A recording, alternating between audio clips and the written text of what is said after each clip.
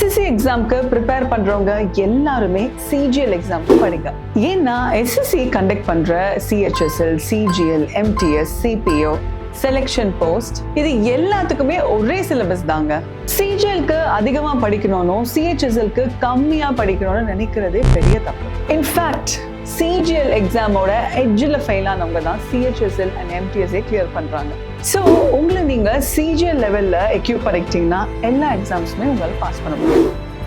இன்னொரு அட்வான்டேஜ் சொல்லட்டா, CGL prepare பண்றதுனால railways, food corporation India, EPFO, intelligence bureau, LIC இந்த மாதிரியான சென்ட்ரல் கவர்மெண்ட் எக்ஸாம்ஸ்லாம் நீங்க நிறைய எழுத முடியும். இது எல்லாத்துக்குமே சிஜிஎல் சிலபஸ் ஒன்று போதும். ஸோ சிஜிஎல் எக்ஸாமுக்கு படிங்க. ஒரு வருஷத்துல 10 to 12 சென்ட்ரல் கவர்மெண்ட் எக்ஸாம்ஸ் உங்களால எழுத முடியும். இதை பத்தி அடுத்தடுத்த வீடியோஸ்ல பார்க்கலாம்.